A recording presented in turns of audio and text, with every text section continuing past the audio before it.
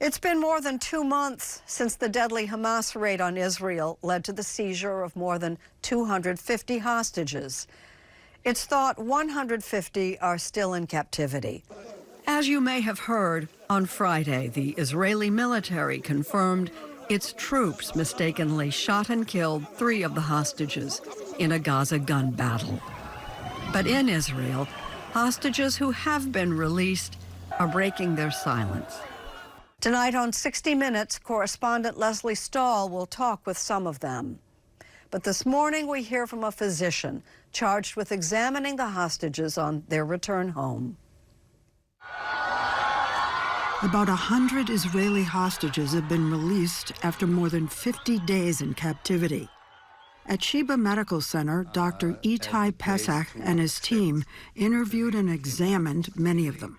This is where the hostages were brought.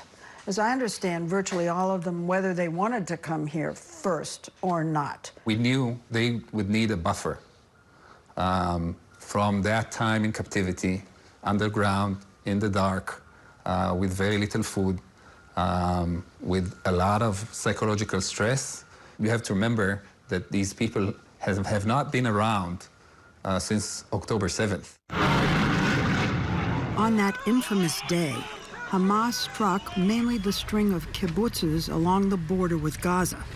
Some of the houses were set on fire to smoke out the inhabitants.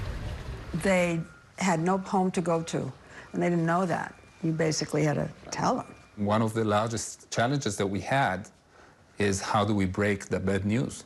They look around the room and they see that someone's missing. Oh boy, yeah. That was something we had to prepare for. Except for a brief ceasefire, there's been an almost constant Israeli bombardment of Gaza, much of which has been pummeled into wreckage, with half the population facing severe hunger. You think all Israelis have PTSD. Well, what about Gazans? I'm sure they are the same.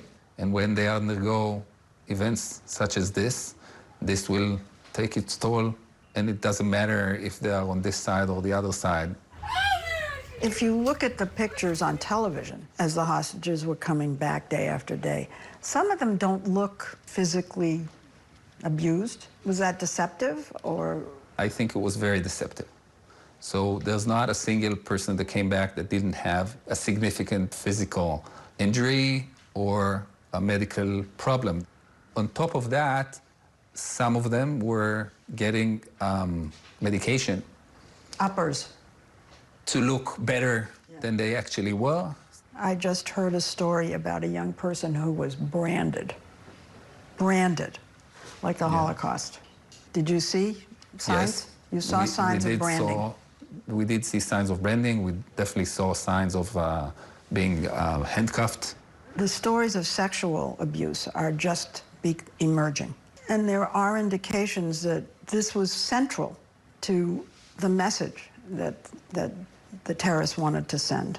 We did hear and see evidence of sexual abuse in a significant part of the people we have treated.